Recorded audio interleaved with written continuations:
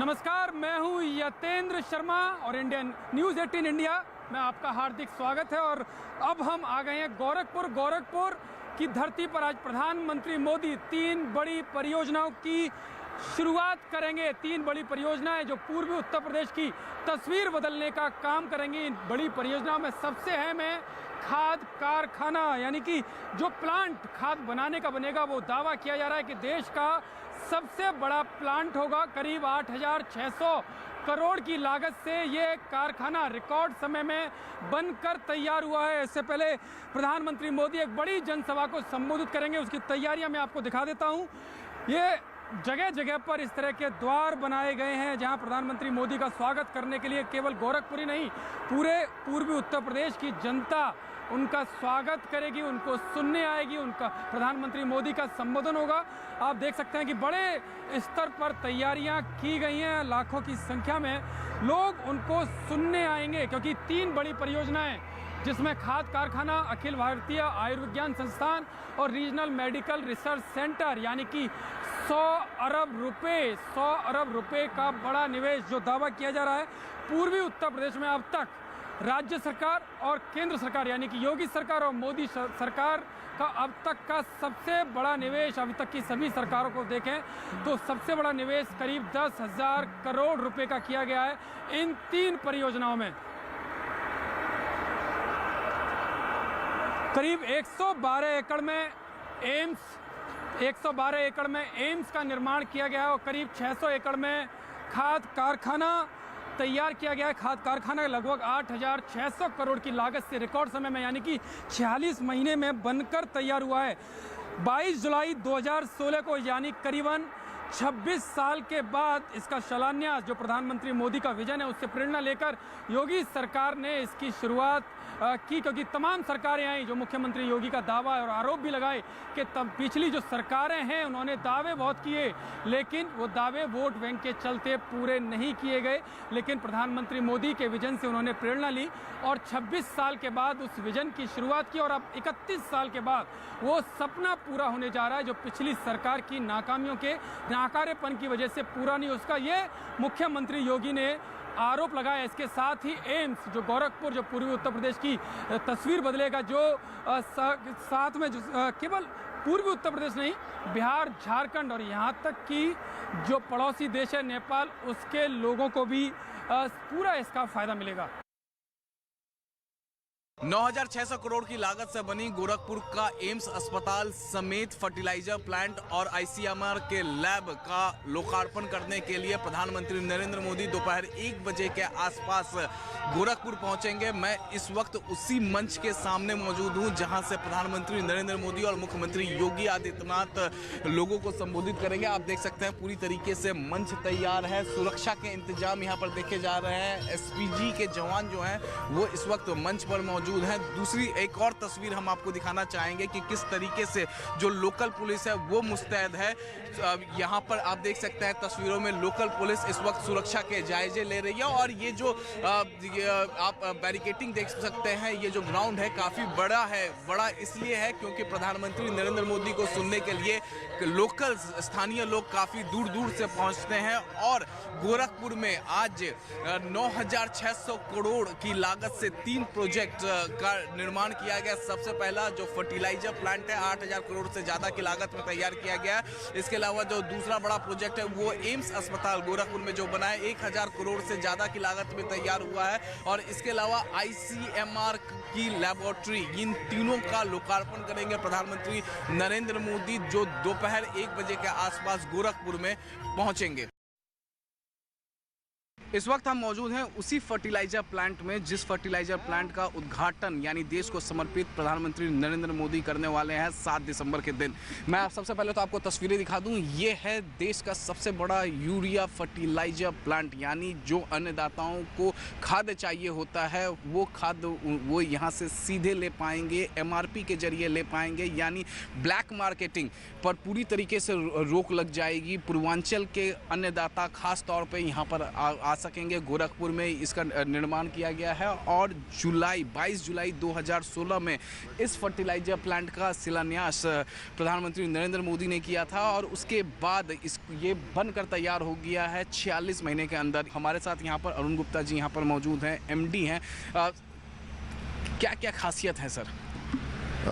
इस प्रोजेक्ट की 2-3 खासियत हैं। एक तो ये है कि ये विश्व का सबसे एनर्जी एफिशिएंट प्रोजेक्ट है और 4.8 गीगा कैल की एनर्जी के साथ देश का भी ये सबसे एनर्जी एफिशिएंट प्लांट होगा।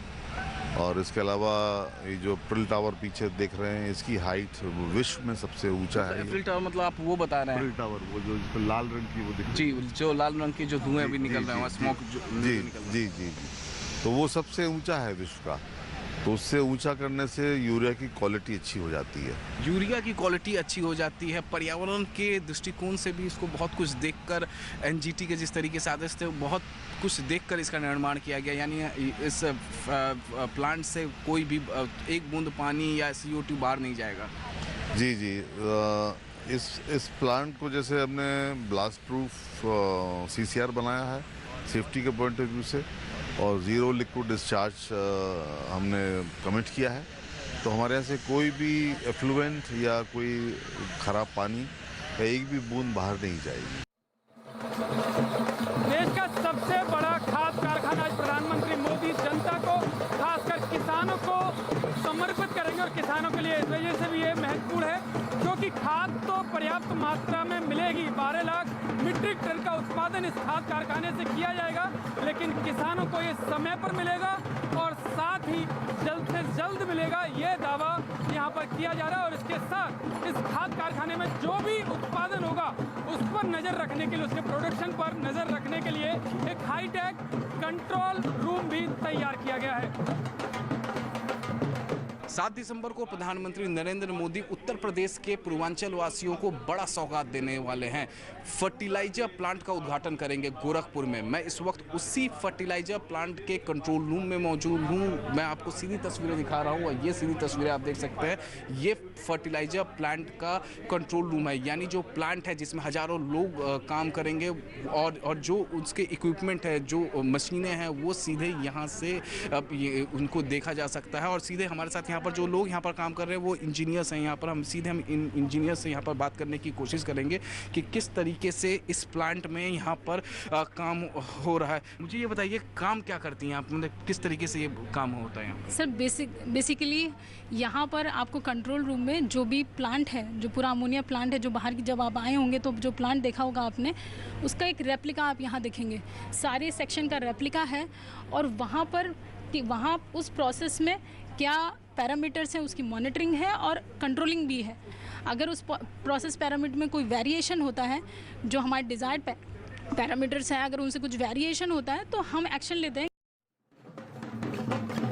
देखिए, बिल्कुल खाद कारखाने से कितना उस प्लांट से कितनी खाद तैयार की जा रही है उस पर तो नज़र रखी जाएगी, लेकिन उससे पहले मैं माहौल कैसा है यहाँ का गोरखपुर में, यहाँ जनसभा होनी है, वो आपको दिखा सकता हूँ। पारंपरिक नृत्य जो यहाँ के कलाकार हैं, जो लोक कलाकार हैं, स्थानीय कलाकार हैं, वो किस तरह से अपनी कलाओं का प्रदर्शन कर रहे हैं, ये आप देख सकते हैं।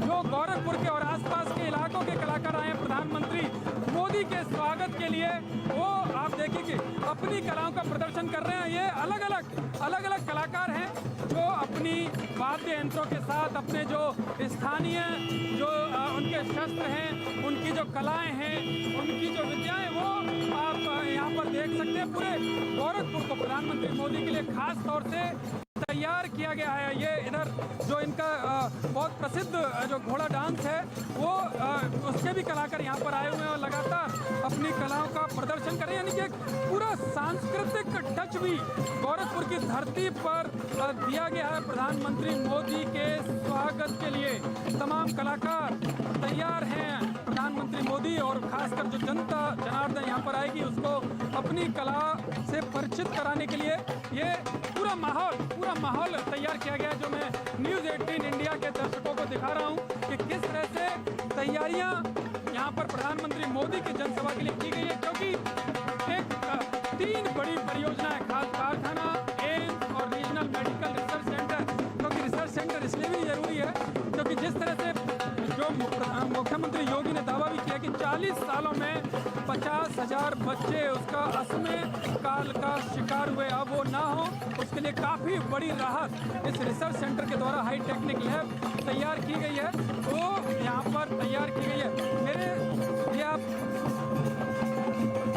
पूरा माहौल तैयार किया गया है, अलग अलग क्षेत्रों से अलग अलग कलाकार आए हुए हैं जो अपनी कलाओं को दिखा रहे हैं, अपने जो उनकी जो फोक डांस है, जो उनकी स्थानीय कला है, जो एक माहौल पूरा माहौल यहाँ पर है। और कहीं ना कहीं ये उसकी खुशी भी है क्योंकि जो 3 परियोजनाएं जब आज से शुरू हो जाएंगी तो पूर्वी उत्तर प्रदेश की तस्वीर को बदलने का काम करेंगी। ये मैं आपको बार बार दिखा रहा हूँ, ये वो तस्वीरें हैं, ये वो तस्वीरें हैं जो इनकी खुशी को दिखा रही है कि सच में जो काम पिछले कई सालों में नहीं हुआ वो आज प्रधानमंत्री मोदी और मुख्यमंत्री योगी की उसमें हो रहे हैं। हमारे साथ हमारे सहयोगी अमित सिंह भी जुड़ गए। अमित, एक बड़ी सौगात तीनों परियोजना को माना जाए क्योंकि पिछले कई सालों से कोशिशें लगातार हो रही थी, दावे लगातार हो रहे थे, लेकिन काम बिल्कुल नहीं हुआ। लगता है कि ये सौगातें पूर्वी उत्तर प्रदेश की तस्वीरों को बदलने का काम करेंगी। जी हाँ, बिल्कुल 9,600 करोड़ की ये तीनों बड़े प्रोजेक्ट हैं जिसे प्रधानमंत्री नरेंद्र मोदी लोकार्पण करेंगे। दोपहर 1 बजे के आसपास प्रधानमंत्री नरेंद्र मोदी गोरखपुर में पहुंचेंगे और मुख्यमंत्री योगी आदित्यनाथ और प्रधानमंत्री नरेंद्र मोदी यहीं पर इसी ग्राउंड में मन से लोगों को संबोधित करेंगे। मैं एक तस्वीर आपको दिखा दूं तो HURL के अधिकारी यहाँ पर बैठे हुए हैं और साथ ही साथ सुरक्षा के पुख्ता इंतजाम यहाँ पर किए गए हैं। देखिए, दोपहर 1 बजे का वक्त है जब प्रधानमंत्री नरेंद्र मोदी यहाँ पर पहुंचेंगे, मुख्यमंत्री योगी आदित्यनाथ यहाँ पर पहुंचेंगे, लेकिन अभी से ही लोग आना शुरू हो गए हैं। इससे आप अंदाजा लगा सकते हैं कि पूर्वांचल में किस तरीके से लोग प्रधानमंत्री नरेंद्र मोदी को पसंद करते हैं और इसी वजह से प्रधानमंत्री को सुनने के लिए, चाहे इससे पहले हमने सुल्तानपुर में जो रैली थी उसे देखा था, किस तरीके से लोग आसपास स्थानीय लोग वहां पर पहुंचे थे भारी संख्या में। इसी वजह से यहाँ पर बहुत बड़ा मैदान, बहुत ज्यादा चेयर्स यहाँ पर लगाए गए हैं क्योंकि सुल्तानपुर में दृश्य या उत्तर प्रदेश के किसी भी इलाके में या देश के किसी भी इलाके में जब प्रधानमंत्री कहीं जाते हैं तो उन्हें देखने और सुनने के लिए लोग भारी संख्या में यहां पर पहुंचते हैं। और जिस तरीके से पिछले 27 सालों से फर्टिलाइजर प्लांट यहां पर बंद हो गया था, उसके बाद फिर से उसका निर्माण किया गया 8,000 करोड़ से ज्यादा की लागत में। अब और इससे जो जिस तरीके से गोरखपुर में एम्स का निर्माण किया गया, अब गोरखपुर वासियों या हम बात करें पूर्वांचल वासियों को या फिर नेपाल या झारखंड वासियों को दिल्ली जाने की जरूरत नहीं है क्योंकि दिल्ली के एम्स अस्पताल के तर्ज पर ही यहाँ पर गोरखपुर में एम्स अस्पताल बनाया गया और साथ में ICMR की लैबोरेटरी भी बनाएगी, यानी जो बड़े बड़े इन्वेस्टिगेशंस होता है मेडिकल को लेकर, वो सब इन्वेस्टिगेशन ICMR की लैबोरेटरी में गोरखपुर में एम्स की अगर बात करें तो आज एम्स की शुरुआत प्रधानमंत्री मोदी करने जा रहे हैं। 112 एकड़ में ये एम्स बनेगा क्योंकि बड़ी सौगात के तौर पर इसको दिखाया जा रहा है। 112 एकड़ में ये बनेगा। अभी 300 बेड प्रधानमंत्री मोदी के द्वारा 300 बेड की शुरुआत की जाएगी और जनवरी में 450 बेड और शुरू हो जाएंगे, यानी कि 750 बेड की सुविधा मिलेगी क्योंकि बड़ी सौगात, स्वास्थ्य की दृष्टि से बड़ी राहत केवल गोरखपुर ही नहीं, पूर्वी उत्तर प्रदेश, बिहार, झारखंड और सबसे बड़ी बात पड़ोसी देश नेपाल को भी इस एम्स का फायदा मिलेगा जो आने वाले समय में संबंधों को और भी मजबूत करेगा। तो 7 दिसंबर को प्रधानमंत्री नरेंद्र मोदी गोरखपुर वासियों को एम्स की सौगात देने वाले हैं और इस वक्त हम मौजूद हैं गोरखपुर के एम्स अस्पताल में और मैं आपको सीधी तस्वीरें यहां पर दिखा रहा हूं। आप देख सकते हैं कि 350 बेड यहां पर पूरी तरीके से तैयार है, यानी 7 दिसंबर को जैसे ही प्रधानमंत्री नरेंद्र मोदी उद्घाटन करेंगे एम्स गोरखपुर का, उसके बाद यहाँ पर 350 मरीज आकर एडमिट हो सकते हैं। बेड तैयार हैं और जितने भी इक्विपमेंट होने चाहिए, एम्स जिस तरीके से दिल्ली के एम्स में इक्विपमेंट्स है ठीक वैसे ही इक्विपमेंट्स यहाँ पर भी मौजूद हैं। नर्सिंग स्टाफ भी आना शुरू हो गए हैं और यहाँ पर रजिस्टर वगैरह लिखा जा रहा है। कितने आप लोग नर्सिंग स्टाफ हैं अभी इस वक्त? मैं तो यहाँ पर देख पा रहा हूँ 11, 12, 13, 14, 15, 16, 17, 18 है जी। 18 यहाँ पर नर्सिंग स्टाफ पोस्टेड है। आप कितने खुश हैं क्योंकि 7 दिसंबर को उद्घाटन करेंगे प्रधानमंत्री नरेंद्र मोदी? हम बहुत ही खुश हैं कि 7 दिसंबर को हमारे ऑनरेबल प्राइम मिनिस्टर इसको उद्घाटन करेंगे और भी सुविधाएं जो है पहले से नहीं थी वो भी शुरू हो जाएंगी।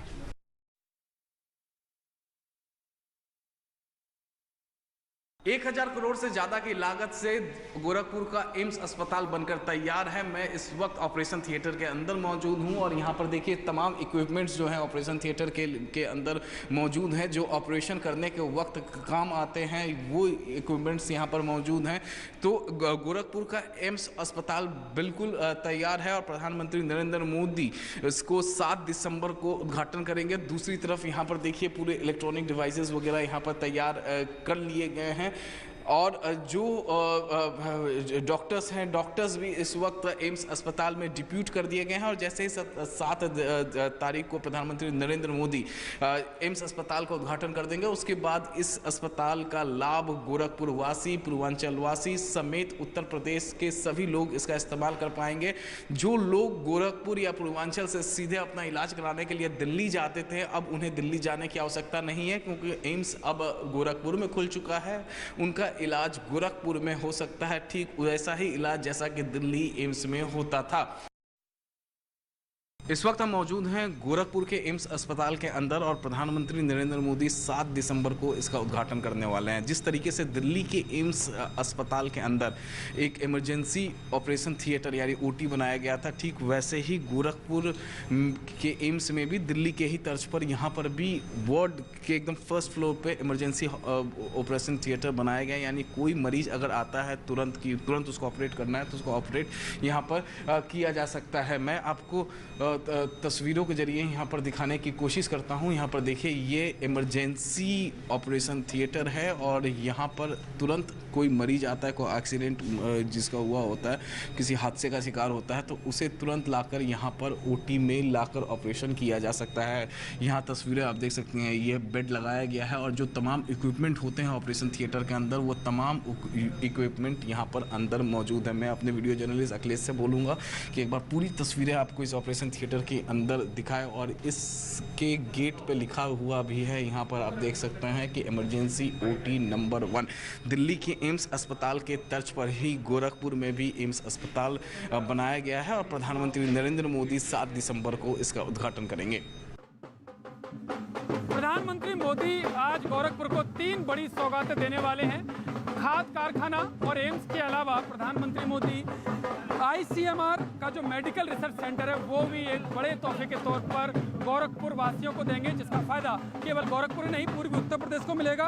प्रधानमंत्री मोदी आज BRD मेडिकल कॉलेज में बनकर तैयार हुए रीजनल मेडिकल रिसर्च सेंटर का भी शुभारंभ करेंगे। इस मेडिकल रिसर्च सेंटर में दिमागी बुखार, ब्लैक फीवर और डेंगू पर भी रिसर्च किया जाएगा।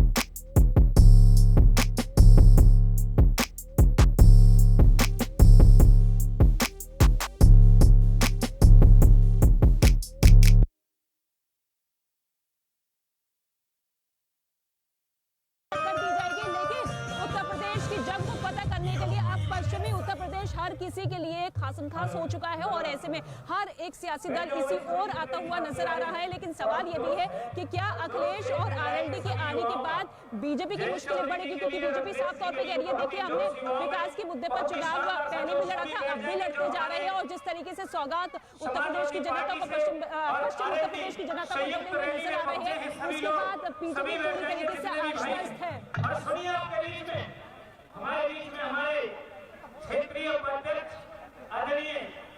और अरुण सिंह इस वक्त मेरे सहयोगी मौजूद है, सीधे लाइव इसी रैली स्थल से उनका रुख कर लेते हैं। अरुण देखिए, समीकरण तो आज की इस रैली के बाद बदलते हुए नजर आएंगे, लेकिन आपको लगता है कि ये गठबंधन बीजेपी के लिए किसी तरह की कोई मुश्किल पैदा कर सकता है? देखिए रितिका, ये गठबंधन इसीलिए किया जा रहा है क्योंकि समाजवादी पार्टी को भी पश्चिमी उत्तर प्रदेश में एक सहयोगी की जरूरत थी और राष्ट्रीय लोकदल को तो जीरो से शुरू करना है क्योंकि उसके पास न लोकसभा में कोई प्रतिनिधित्व है और न ही विधानसभा में, इसलिए राष्ट्रीय लोकदल और समाजवादी पार्टी दोनों की जरूरत थी। इस बीच मैं तस्वीरें अगर आपको दिखाऊं रैली स्थल की, जो मेरठ में आज संयुक्त रैली होनी है, कुर्सियां यहाँ पर लगा दी गई हैं, लेकिन अभी आम जनता या फिर जो काडर है पार्टी का वो पहुंचे नहीं है।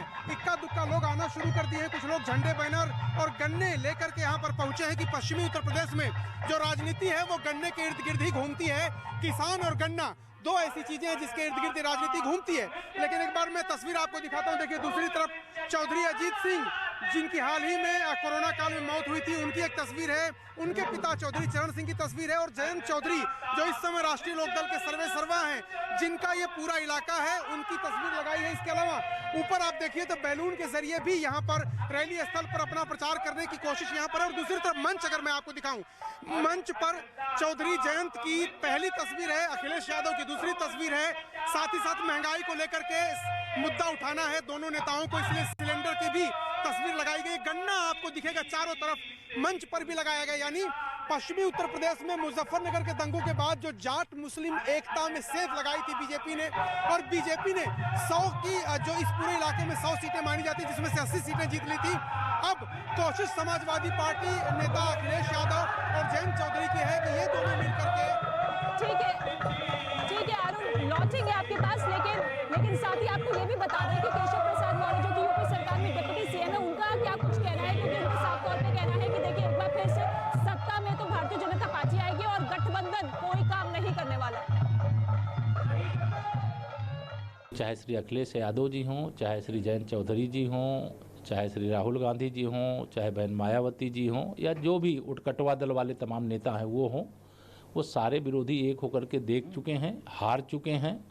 और मुझे पूरा विश्वास है कि 2022 में भी उत्तर प्रदेश को गुंडा राज से मुक्त कराने के लिए, उत्तर प्रदेश को जो तमाम विरोधी ताकतें सर उठा रही हैं उनको जो इस समय नियंत्रण में रखा गया है, वो एक अच्छे शासन के लिए फिर से एक बार कमल खिलाएंगे लोग।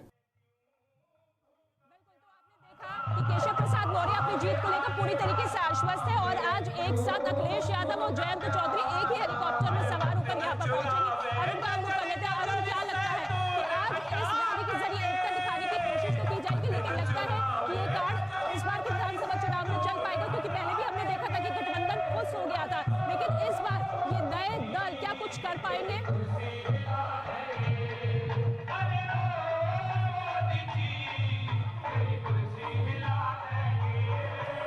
देखिए रितिका, बड़ी बात यह है कि पश्चिमी उत्तर प्रदेश में लगभग 100 के आसपास विधानसभा की सीटें आती हैं। कुछ विश्लेषक कहते हैं 120 सीटें हैं, लेकिन अमूमन ये माना जाता है कि 100 के आसपास सीटें हैं। अब इन 100 सीटों में से पिछले विधानसभा चुनाव में बीजेपी ने 80 सीटें झटकी थी, तो एक समय ये जो पूरा इलाका चौधरी चरण सिंह के मुस्लिम और जाट समीकरणों पर आधारित था, जिसमें उनकी तूती बोलती थी, उसको धक्का लगा 2013 में जो मुजफ्फरनगर में दंगे हुए। उसके बाद जाट और मुस्लिम दोनों बट गए थे। कोशिश भाईचारा सम्मेलन के जरिए राष्ट्रीय लोकदल और समाजवादी पार्टी यही कर रहे हैं कि समाजवादी पार्टी का जो वोट बैंक है यानी मुस्लिम, और जाट वोट बैंक है चौधरी अजीत सिंह के बेटे जयंत चौधरी का, उन दोनों को इकट्ठा किया जाएगा। इस रैली में आप देखेंगे तो मुस्लिम और जाट दोनों समुदाय के लोग यहाँ पर अच्छी खासी संख्या में नजर आएंगे। तो पश्चिमी उत्तर प्रदेश में कोशिश ये है राष्ट्रीय लोकदल और समाजवादी पार्टी की कि लगभग 17% के आसपास जो जाट वोटर हैं और लगभग 26% के आसपास जो मुस्लिम वोटर हैं, जो दोनों मिलकर के 40 से 45% के आसपास इस पूरे इलाके में होते हैं और 25 सीटें ऐसी हैं जहां पर जाट निर्णायक हैं और तकरीबन 25-30 सीटें ऐसी भी हैं जहां पर मुस्लिम निर्णायक हैं। तो इसी वोट बैंक पर नजर है और इसीलिए गठबंधन करने के लिए मजबूर हुआ राष्ट्रीय लोकदल समाजवादी पार्टी से। दोनों नेता आज पहली बार मंच साझा करेंगे और यहीं से ऐलान होगा इस गठबंधन का। सबसे पहले हिंडन एयरपोर्ट पर अखिलेश यादव पहुंचेंगे और वहां से जयंत और अखिलेश दोनों यहां थोड़ी दूर पर एक हेलीपैड बना है जहां पर दोनों एक साथ हेलीकॉप्टर से आएंगे और उसके बाद इस मंच से ऐलान होगा पश्चिमी उत्तर प्रदेश में इस नए सियासी समीकरण का। बिल्कुल नए पहुंचाने जा रहे हैं। तो इस वक्त की बड़ी खबर आम आदमी पार्टी के एक बड़े फैसले से जुड़ी ये खबर है कि गोवा में आम आदमी पार्टी अपने सभी उम्मीदवारों से एक हलफनामा लेगी जिसमें उम्मीदवारों से ये लिखवाया जाएगा कि वो चुनाव जीतने के बाद पार्टी नहीं छोड़ेंगे। हलफनामे में इस बात का भी जिक्र होगा कि अगर किसी ने पार्टी छोड़ी तो उनके खिलाफ कानूनी कार्रवाई की जा सकेगी। उम्मीदवारों को इस हलफनामे की कॉपियां अपने इलाकों में लोगों के बीच बांटनी भी होगी। बताया जा रहा है कि गोवा में आमतौर पर चुनाव के बाद बड़े पैमाने पर फेरबदल देखने को मिलता है, दल बदल यहां पर सामने आता है, जिससे बचने के लिए ये कदम आम आदमी पार्टी की तरफ से उठाया जा रहा है। तो चुनाव में आम आदमी पार्टी की तरफ से देखिए क्या कदम यहां पर उठाया जा रहा है कि अगर जीत हासिल होती है तो फिर जो पार्टी के उम्मीदवार जिन्हें जनता का समर्थन मिलेगा वो आम आदमी पार्टी नहीं छोड़ सकेंगे और अगर फिर भी वो ऐसा करते हैं, किसी और पार्टी को ज्वाइन करते हैं, तो फिर कानूनी कार्रवाई यहां पर उनके खिलाफ की जा सकेगी। विक्रांत हमारे सहयोगी ज्यादा जानकारी के लिए। विक्रांत देखिए ये भी चुनावी दाव यहां पर खेल लिया गया है। जानते हैं कि अगर जीत आम आदमी पार्टी के नाम पर होती है और फिर आप चले जाते हैं किसी और पार्टी में, तो इस हलफनामे के क्या सियासी मायने निकाले जाएं?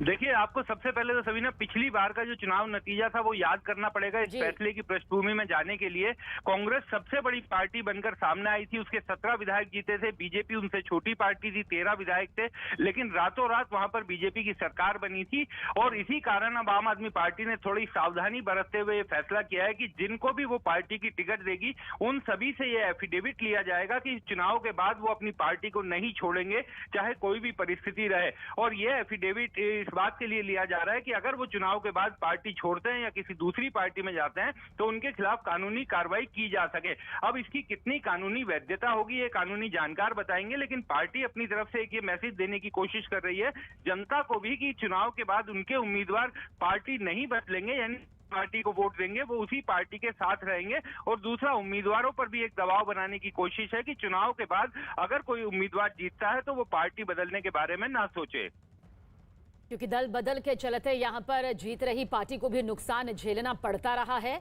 इसलिए कहा जा सकता है कि उम्मीदवारों से आम आदमी पार्टी यह हलफनामा अब लेगी।